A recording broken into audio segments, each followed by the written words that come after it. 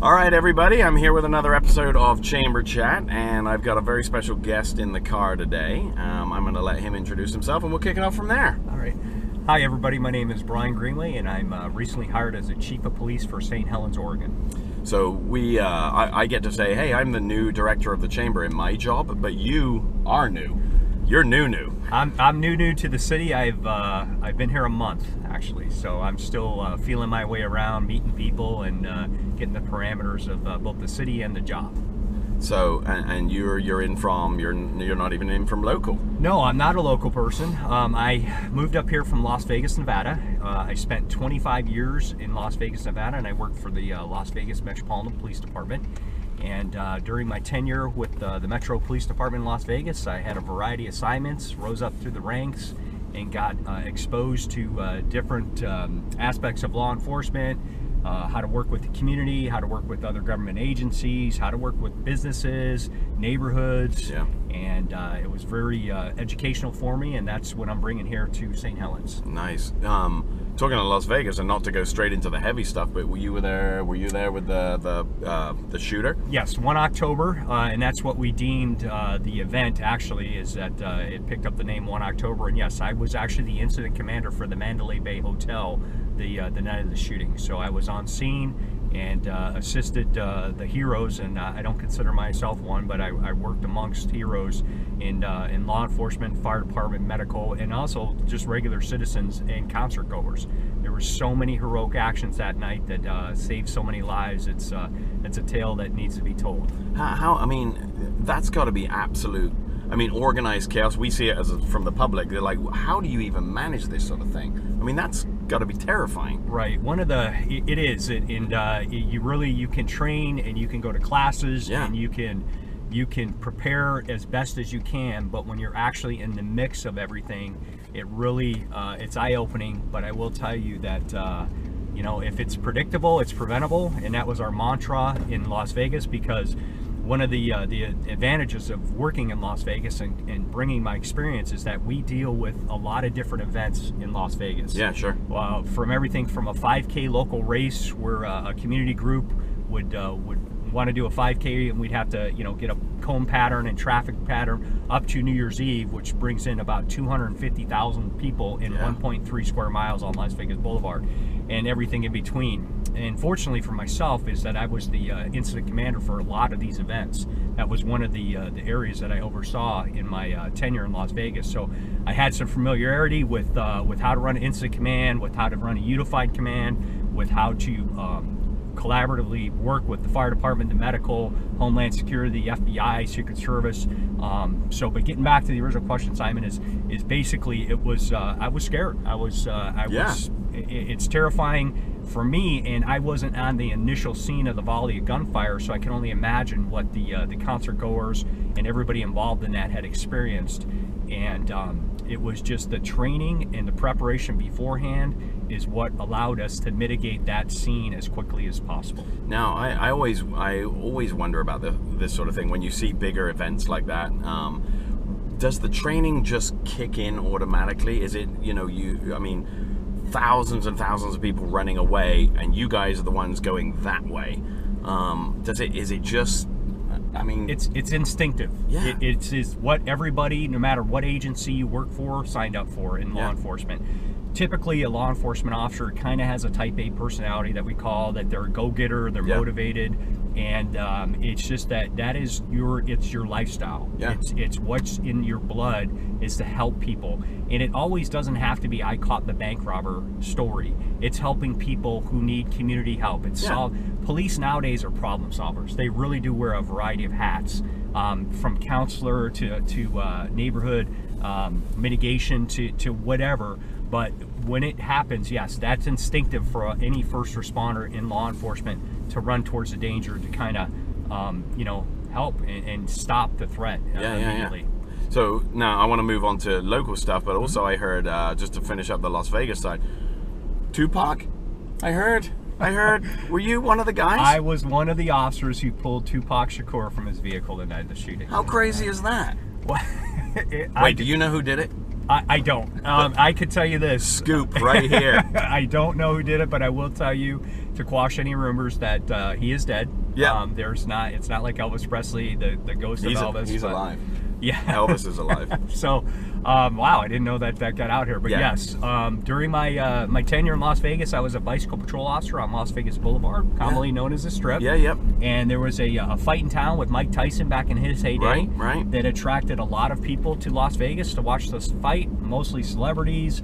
What occurred was there was some type of dispute in the MGM Grand Hotel. Yeah. Prior to the fight, where Tupac Shakur is actually on video with Suge Knight. Yeah. Who they had a dispute with another group of male individuals. They parted ways and separated. In a short time thereafter, there was gunfire at the intersection of Flamingo Boulevard and Koval Lane, which is right off the Strip. Yeah. And we had two officers assigned to my squad witnessed the gunfire from a parking garage, although it was such a far distance they couldn't see who was doing it. And they called out the vehicle, Tupac vehicle, did a U-turn and started driving kind of crazy to get away from the gunfire, and actually came up to arrest right at the intersection that me and my partner were at. And, how crazy is that? It was talking, I guess, being in the right place at the right time, to help people, yes. But in all full disclosure, I didn't know who Tupac Shakur was at the time. I couldn't tell you who Suge Knight was at the time. Right. But yes, during the incident, yes, myself and Dale Alley, Steve Label, and Paul Ehlers were on scene and actually helped it was Mercy Ambulance extract him for the vehicle. And there's some information that out there, not to be too graphic, but I will tell you that in my history, my training, and my experience, it was unfortunate that he expired, and that was just it. Now again, getting back to that, not knowing that this was going to be this big conspiracy theory, if you will, years later, I kind of, wish that would have paid a little more attention than, of knowing this person, that he had a celebrity status. But at that time, we actually carried disposable cameras, because we would run into people, famous people on the Strip, and we did take a couple pictures of the vehicle and myself. So I do have some pictures, of the vehicle. It's as tragic as it was, because regardless of who it was still a human life that was taken that night senselessly. So, but like I say, here I am 25 years later, and this is kind of haunting me, that in a sense that's what I'm known for. But it follows you. Yes. It's crazy. So let's talk about St. Helens. Yes. So you're obviously, like I said, month into the job. What are you seeing? How obviously it's a lot different than Las Vegas, but what's going on here? It's different than coming from a city with 2.2 million people in the population, but it's got so many advantages. And I tell this story to a lot of people that I love St. Helens. I love the people of St. Helens and the actual state of Oregon itself. And I will tell you, just to kind of paint a picture of what I experienced my first week here, even prior to starting the job, is I called a couple of the local, I called the garbage company to set up my garbage disposal. Yeah. I called PUD to get my power and actually talk to a person. Yeah. It wasn't an automated phone bank. It was a person, and just really welcoming and down to earth, and actually welcomed me to the area. In fact, when I called the garbage collection company, and the lady on the phone told me the name of the garbage truck driver who was going to pick up my trash, and I thought I made the right decision just based on that. But in my travels in the community of St. Helens, I'm taken back on the amount of support for the St. Helens Police Department. Yeah. This community supports the police department, supports the city, the programs that are already in place, and it's really comforting to come in and replace the former chief, Terry Moss, knowing that I just have to, kind of come in and continue to strengthen those relationships already built, and to keep the legacy going of how the St. Helens Police Department is professional. And I told the officers and I told the people in the community that my goal is to make St. Helens the safest community in America. So what is that the vision? Is it kind of just to keep building on the progress that Chief Moss made and go from there? Is that the master plan, so to speak? Yes, is to continue the relationships. In law enforcement, there's an old saying: we will never be able to arrest our way out of the problem. Meaning that we can't just arrest somebody for a crime and then everything's okay. Maybe back in the 60s and 70s. Sure. Today, day and age, and it gets back to the officers being problem solvers, is that we're never going to be, so we're getting as the St. Helens Police Department will never be able to solve these problems alone. We have to infuse the community, the businesses, the other government agencies to sit down at a table and come up with a long-term, sustainable, timeless plan, meaning that whatever we decide to put in place to remedy whatever the situation is that it's going to work. And again, so we have to be able to build those relationships and foster them so it's timeless. And that's what my goal is. So obviously there's advantages and there's a few smaller, I don't want to say disadvantages, but let's say challenges about running a smaller police department. And that is that you guys are more personally accessible. You are more, or the area is more susceptible to, let's say, small town politics. Let's leave it in that area. How do you balance that, coming from obviously where you did come from, and now you're a much bigger fish personally in a smaller fish bowl. Correct. So you're 100% right, Simon, is that there are many more advantages of working in a small community, because we get to know the people. You understand who the people are that that maybe causes problems or challenges. So you know those people, and there are there's advantages that we can get out and we're more accessible. As far as that goes, one of the disadvantages is because it's such a small department, we have to rely on our relationships with the other agencies to be successful. Because one of the issues going around the nation, if not the world, is that the increase in violence. It happens almost daily anywhere in the United States. And I always tell people, it's not a matter of if it happens, it's a matter of when it happens. Are we prepared? So the city of St. Helens, being a small agency, we're going to have to rely on our partnerships and relationships with the other law enforcement agencies, other fire departments, medical, first responders, to be able to mitigate it. And I fall back on, if it's predictable, it's preventable. So my first order of business within the police department is to create a robust training program that we're able to respond to different situations in the city and get there and remedy that. However, I'm putting more of my eggs in a basket on the prevention side. How can we prevent this from happening? And how we prevent that is building those relationships. If you see something, say something. We need the community to come together, and if they truly stand by the words that they support us and we are a great police department, then we need those partnerships for them to let us know beforehand so we can get in front of things. And so we've already been working with Scott Stockwell, the superintendent of St. Helens School District, great guy. Dr. Katie Wagner, principal of St. Helens High School. We built those relationships, and now we're moving forward to actually put plans into action of how we can prevent any type of violence or even simple crimes, and before they even reach that. Sure.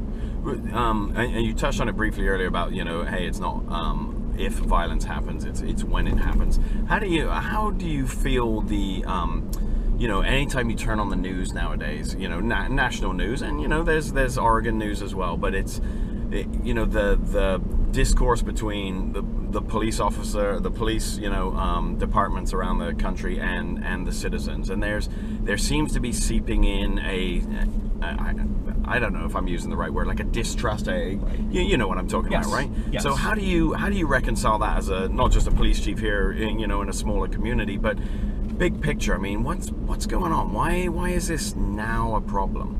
I think that our nation as a whole is in a trying times more than ever before. Not to get into politics, but the reality is politics fuels this. Whatever side of the fence you sit on. So the message, that the St. Helens Police Department's been moving forward is we need to stay above the fray and be impartial.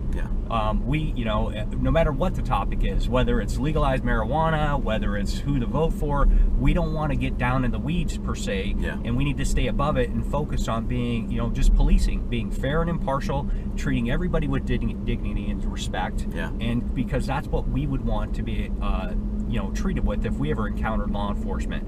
So we also have to keep in mind that we have to be transparent in what we do. The biggest advancement in law enforcement within the last 20 years has been body-worn cameras.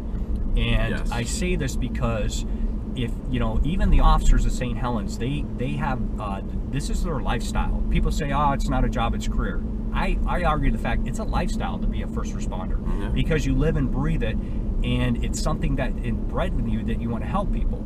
So the body worn cameras it provides three things to the community. One, it provides transparency, so the community can see, okay, this is what the officers are doing. And these officers worked hard. So if we have like a bad egg in the St. Helens Police Department or in law enforcement in general, 100 out of 100 officers don't want to work with that individual, because all the hard work and all the sweat, blood, tears they've gone through, they just discredit our profession. We don't want that. We want to get rid of them more than anybody. So it brings transparency. The second thing a body-worn camera does is it brings legitimacy. And what I mean by that, it allows the public to see what these officers encounter on a daily basis. Yeah. It's like, wow, I didn't know that they deal with that. It's on the news media across the nation on a daily basis. There'll be some body-worn camera video of a police officer, sometimes heroic, sometimes embarrassing to our profession. Sure. And but regardless, it brings legitimacy to what we encounter. And it also brings us the ability to get better. And what I mean by that is that we can use that body-worn camera video to discuss and use it in training, good and bad. We don't need to do this. This is wrong. Yeah. Identify problems or challenges that we need to improve on, and build upon successes. Hey, look at what this officer did from such and such jurisdiction. We need to start considering incorporating that into our procedures and our policies and our training. So and to continue on with that training conversation, what sort of training do the officers go through once they've started? I mean, obviously, it's, they go through their initial training to become an officer, and then you guys have programs in place where there's continuing education? Yes, basically, one thing's for certain in law enforcement, there's always change. There's change in tactics. There's change in laws. I'll use example when they legalized marijuana here in Oregon. Well, that changed the laws. It changed how police work's done. So we have to be on the cutting edge of, first of all, the tactics to be used, because one thing the bad guys don't have is they don't have any rules. They can do whatever they want at any time. Law enforcement has to follow basically the letter of the law, and we just can't, this isn't 1700s where the British, the king kicks in the door and checks and see if you have guns. I mean, we had reasons. For doing that. Come on. This is true. So we have to stay abreast of all the changing tactics, all the laws and everything, and also look at the temperature of the nation. When I get back to this violence, and let's just be honest, there's shootings almost every other day. Yeah. And we need to be prepared for that. We're going to prevent them as much as we can, but we need to be prepared. So that's another aspect of the training that we're bringing into the St. Helens Police Department is how do we deal with the active shooter? And it doesn't have to be at a school. It could be, and it doesn't have to be such a mass casualty like OneOctober. It could be a simple, we have an individual that's disgruntled and walks into a place of business or even a house and commits violence upon someone. How do we respond to that? Yeah. And how do we work with the other entities, and how do we message it out to the community of what's going on? So it's kind of a lot of moving parts that we have to bring together to ensure we're successful. Yeah, no, that's great. Hey, we do this thing, and I want to kind of move on, shift gears slightly. By the way, I've never been more nervous driving around. I've you're speeding. I know, seriously. I've looked down here. I've made every single stop perfectly. I'm like, did I use my blinker? Oh crap. So that's cool. We do this thing in Chamber Chat called Speed Round. Okay. So I'm gonna ask you a bunch of questions. I didn't tell you about it beforehand because perfect. So you may be asked to justify some of your answers. Gotcha. You ready? Yes. All right. Favorite food? Pizza. Why does everybody say pizza? It's just the go-to. What type of pizza then? How do you have your pizza? Ideal, perfect pizza. Sausage, pepperoni, Chicago style. Wow. Deep dish. That's pretty, done, right? Are you is pineapple right to put on pizza, or is that just? No, it's actually a crime and should be outlawed. It's a new crime that we're gonna have passed in St. Helens. Yeah. Favorite place that you've ever been? Anywhere. Florence, Oregon. Really? Yes. Why? I mean, no offense to Florence. Florence, Oregon is just, it's serene. It's a place that, it's got a small town feel. You have the ocean there. and it's just kind of you can let all the stresses in my world go and just enjoy myself. Does some of that come from where you used to live? Like it's just crazy there all the time? Yes, it's crazy, and that's where, not to get long-winded, but that's when I fell in love with Oregon and knew this was the place that I was going to live the rest of my life. Really? Yes. Oh, that's cool. Bucket list place, anywhere in the world you want to go see? Hawaii. Yeah? I've never been to Hawaii. Really? I'd like to see that, yes. Well, what do you think it's going to be like? I think it's going to be beaches, warm, and just kind of don't know what to expect. Palm trees. Just, It's not a bad place to live, probably. I can imagine. Yeah. I bet their police department is pretty sweet to work in. Yeah. They wear in shorts and stuff? Maybe beach patrol, kind of like a Baywatch thing. You'd be like David Hasselhoff? Yes, without the hair. Yeah. And none of those Speedo things either. Yeah, no. Yeah, that's crazy. What type of music do you like?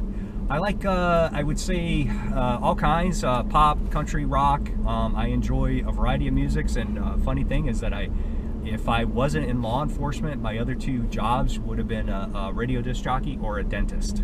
So not very exciting, but... That is a bit random. Yeah. Why? Wow, all right. So have you ever seen the Desert Island record thing? So where if you could only go onto a desert island, you could only bring one album or one band with you, who would it be? Because you gave kind of a Switzerland answer. Yes, you covered everybody.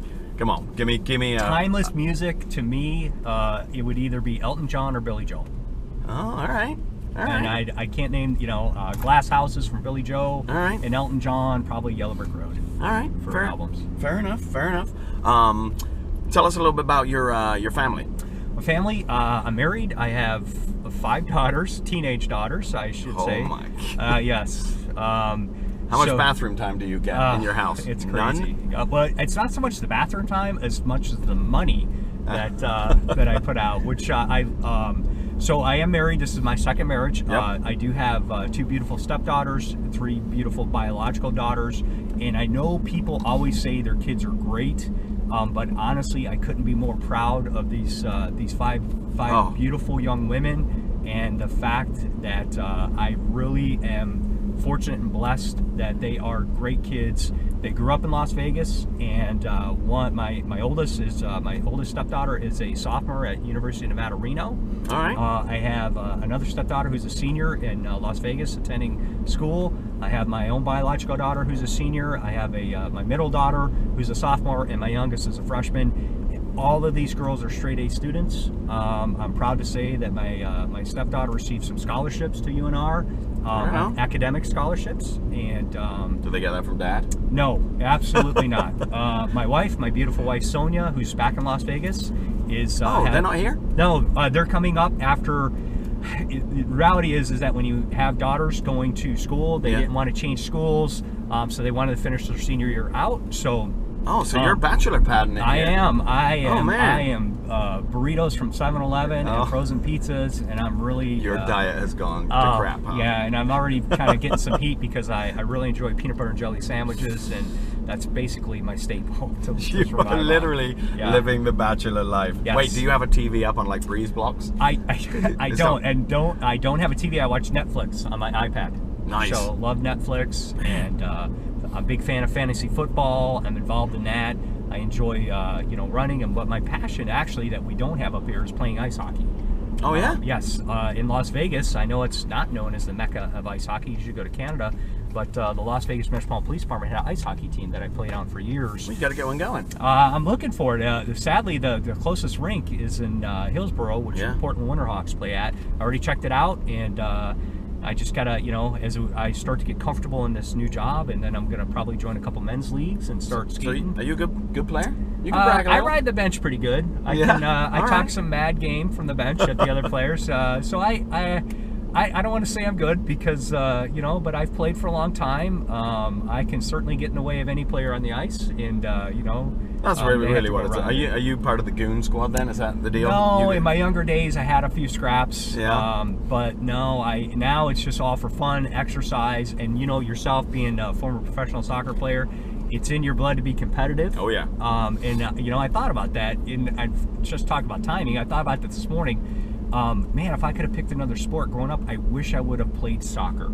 It's the best sport in the world. It actually, and now that, you know, two of my daughters played soccer and got me exposed to that, I love it. And it's a hard game. I don't know how the players are able to control that ball by dribbling it and everything and pass it, and it's fantastic to watch. Yeah. And it's so anyway, not to, you know, curry your favor, but I've become a soccer fan. Pandering at its worst, right there. How about that? Yes. Or at its best, maybe.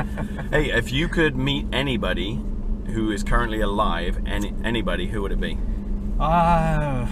Probably the Queen of England.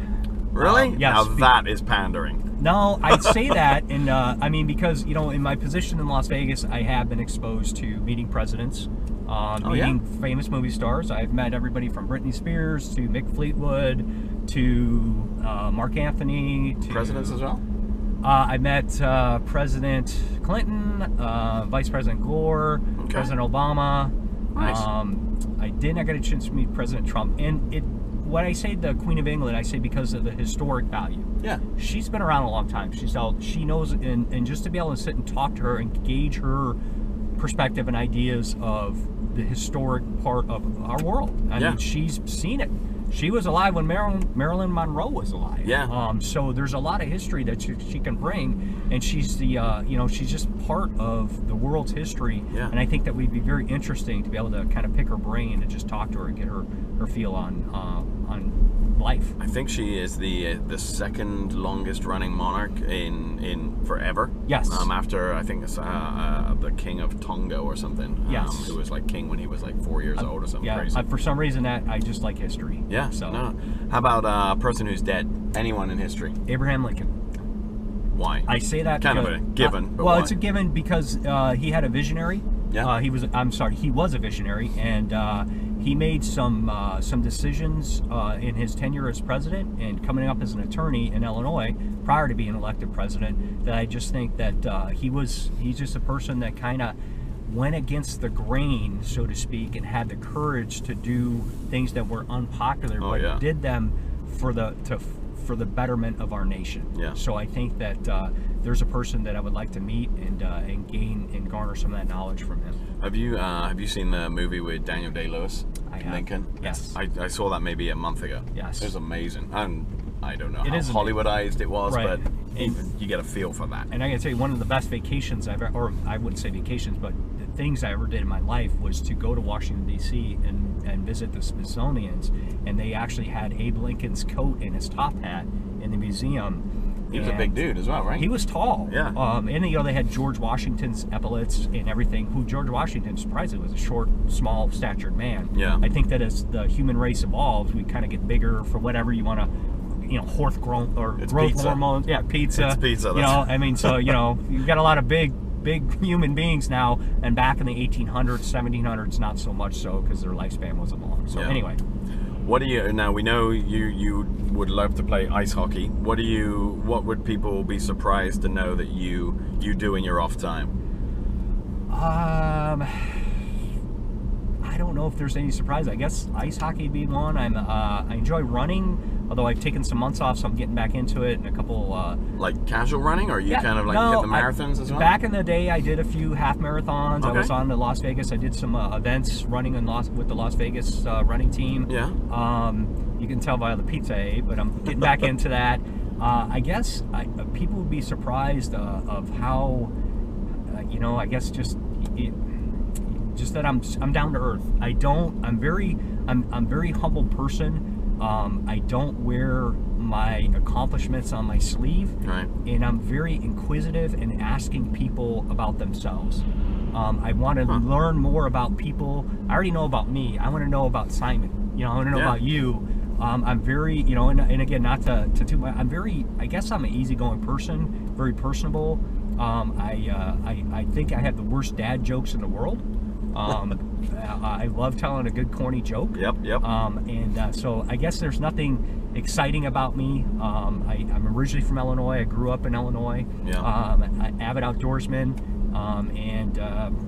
you know, my whole family's been in law enforcement. One thing is that if the majority of my family, if you were male, served in the United States Army. That's awesome. So it's except for my oldest brother, who served in the Air Force, and actually he was the smartest of them all. Why would you sleep in a tent when you can sleep in a hotel? But anyway. Oh, yeah, good point. And you kind of want, I mean, not, you know, you sort of want a police chief who's a little more even keeled, you know. Yeah, I am. I don't, you know, I check my ego at the door. Yep. I'm not the smartest person in the room, but I will tell you this, Simon, I'm smart enough to surround myself with smart people. Yeah. And I'm a big collaborator. I'm a big team builder. I believe that the more input we have in, the more buy-in, the more successful you'll be in any endeavor you partake. Yeah. I tell people that when I tell my girls, when your children are 4 and 5 and you say don't do that and they say why, because I said so, that works when they're 4 and 5. Yeah. That doesn't work when they're teenagers. No. And the same thing doesn't transition to the professional workplace. So I'm a big, you know, if I tell people, hey, we can't do this, and I explain to them why, and so it kind of opens their eyes as to why. And sometimes they see the big picture, and sometimes they go, well, I disagree, and that's fine. I mean, you know, the world wasn't built on everybody being a yes person, you know. So anyhow, it'd be kind of boring if it was. Yes, huh? yes. Well, so hey, we're wrapping up here. Okay. If people want to get a hold of you, if they want to, you know, get a hold of you personally or as the department, how do they? What's the best way to do that? Well, the best way, obviously, you can always stop by the St. Helens Police Department. But one thing that's a good opportunity to plug this is that I'm implementing a new program in St. Helens. And it's called First Thursday. Yeah. And we're starting in October. So the first Thursday in October, I believe it's the 4th or 5th, excuse me, without looking at the calendar, at 7 p.m. at the St. Helens Library, we're going to have a topic, and we're going to, I'll be there, and some officers from St. Helens will be there, and we're going to talk about certain topics every month that affect the community. This is the best way for our community members to get out to meet their officers, learn about some safety, whether it's crime prevention, burglary prevention. This first topic is going to be kind of a softball topic. It's going to be Halloween tips for safety. Although there's a lot of children in St. Helens that we got to worry about.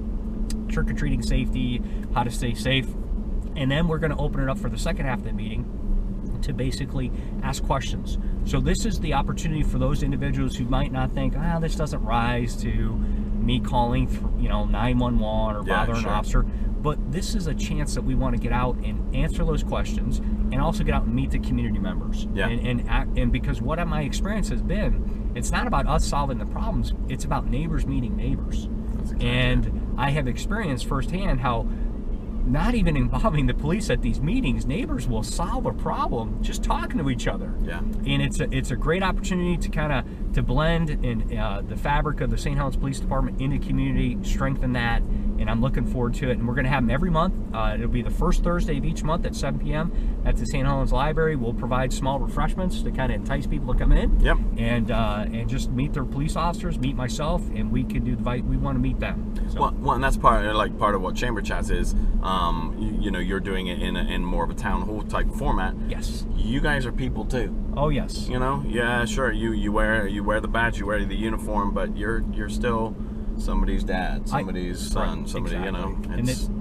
Simon, you couldn't hit the nail on the head, and that is, I actually am a resident of St. Helens. I live in this town now. Exactly. And I shop at the stores, I visit the businesses. Sometimes I go to Sunshine Pizza too much, not gonna lie. But I do. I'm a human being, I am a father, and and that's something that as we progress through the St. Helens Police Department with this training, is that I have to understand that these officers have families. And in any type of emergency, the first thing you worry about is your family.